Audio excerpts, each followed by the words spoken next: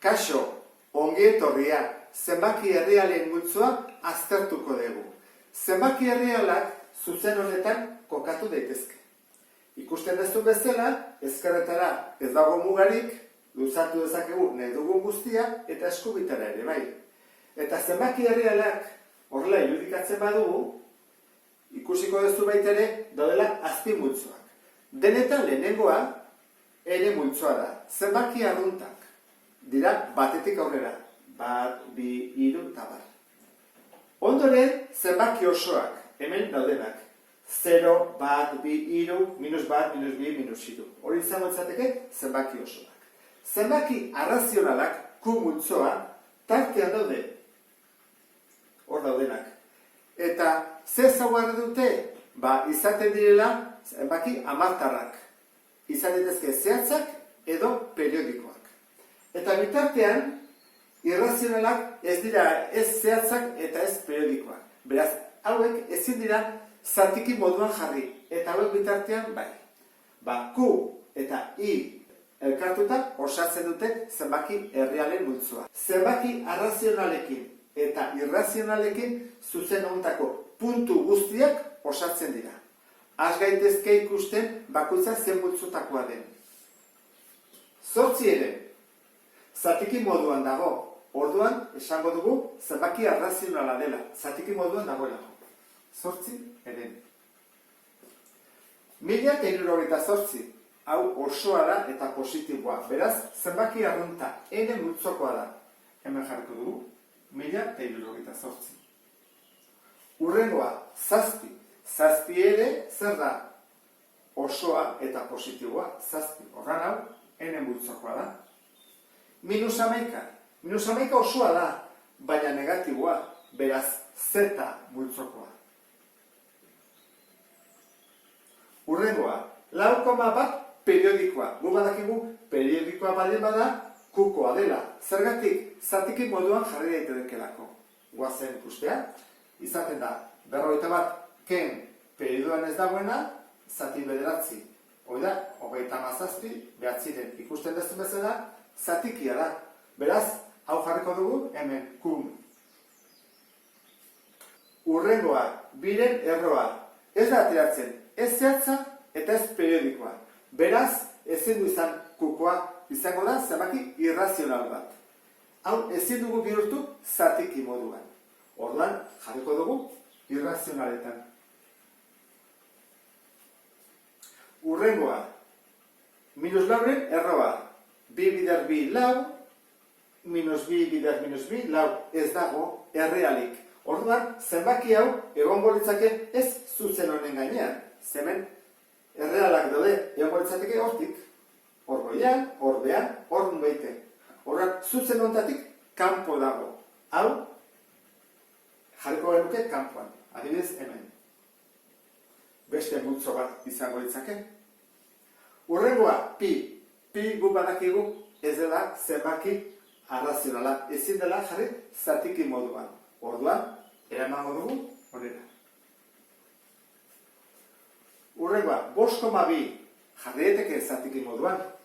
Zehatzaren ez, 52 zati 10. Beraz, Q-koa da. Jarriko dut hemen, 5,2. Urrengoa, 0. 0 ez da zenbaki arrunta. Da zenbaki osoa, ez da enekoa. Horra jarriko dugu, hemen, 0. Urrengoa, 6,2 hiru lau bat 6. Horrela jarretzen badu infinitu arte, ez bada periodikoa, horrean irrazionala. 6,2 hiru lau bat 6 infinitu arte. Urrengoa, 15,08. Hau zehatza da, hamartar zehatza. Horrean jartzen dugu horrela, behan, bizerokin, ikusten duzu bezala, zatiki moduan jartzen dugu. Horrean, hau izango izateke baitene, Q-koa. 15,08. Urrengoa, 3,67, baina 7 da periodo barruan. 7, infinitu arte. Hau esan nahi du. 3,6, 7, infinitu arte. Bueno, hau erauntara jartzen da. Kopiatzen da, 3,67, ken periodoan ez dagoena, 36, zati, bederatzi, periodoangatik, eta aurre periodoangatik 0. Horra, gelditzen zaigu, 331 zati 90. Zatiki moduan. Beraz, hau jarriko dugu, Q barruan, baina ez Z barruan. Kanpoan egon behar du. Hemen jartuta adibidez.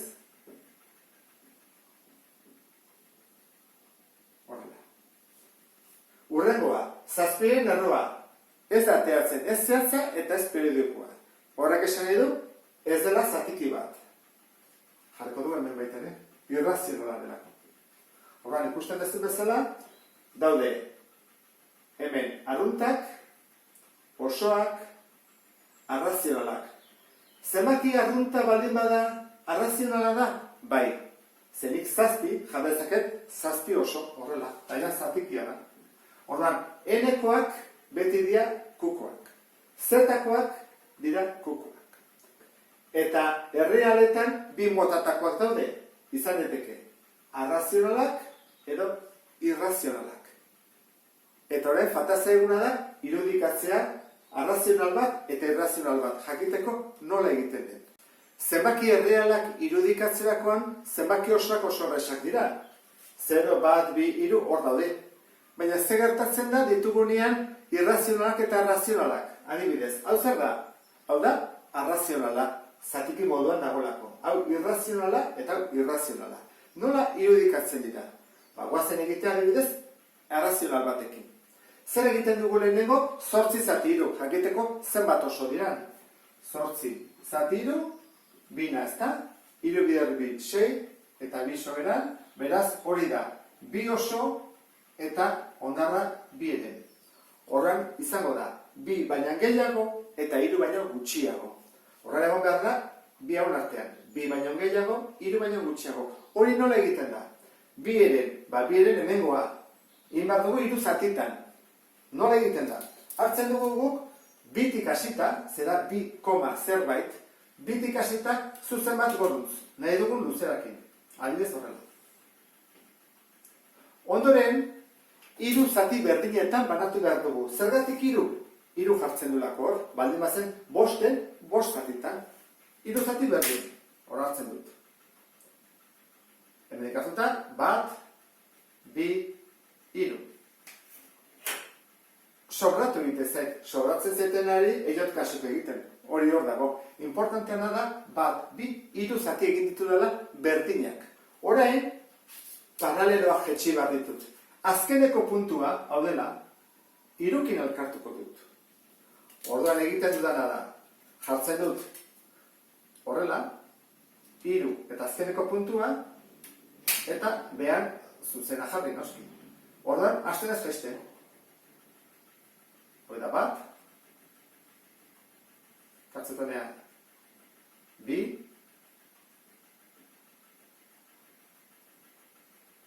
eta 3.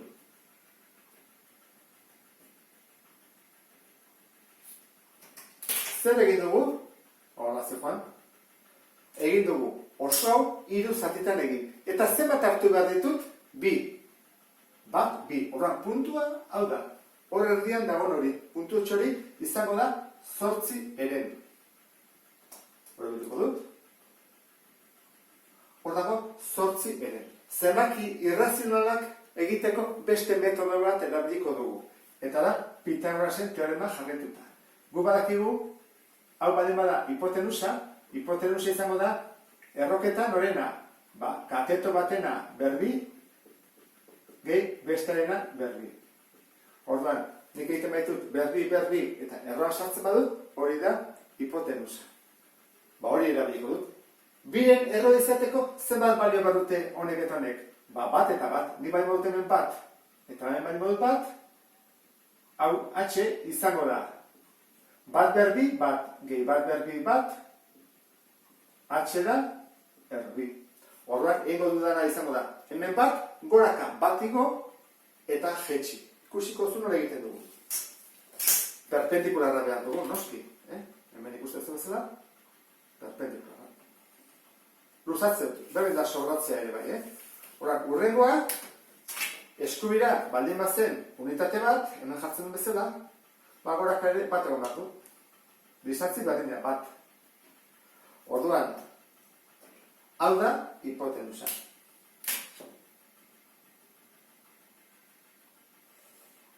Zer egin behar dut? Jaitsi egin behar dut. Distantzi berdina. Toi nola egiten da konpasarekin. Nik nola ez dudan konpasa hemen, erabiliko dut hau. Berdina dela.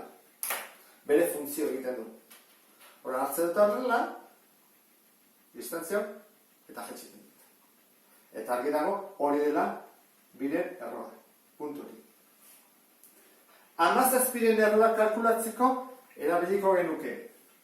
Horrela, Pitagorasekin, hemen atabatzegu 17 erroa, zer izan bat dute bi hauek? Hau bale bada lau, eta bale bada bat, lau berbi, gehi bat berbi, erroan sartuta, zen bada? Hau da, 16 gehi bat, beraz, hau izango izateke 17 erroa. Behar dugu lau eta goraka bat. Behingo dugu, bat, bi, hiru, lau, eta hemendik goruntz, perpendikular bat. Zuta ingo dugu. Horrela. Orain, bat altura, ez bikoa. Ordan, bateko izateko, hemen jarriko dugu horrela. Hau da bat.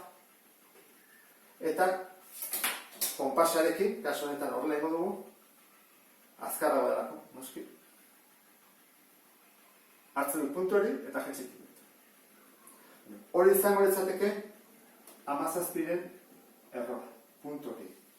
Eta honela irudikatuko genituzke. Hola, irrazionalak eta modu honetan arrazionalak. Eta honekin, ulertu duzulakoan, beste bat arte, agur?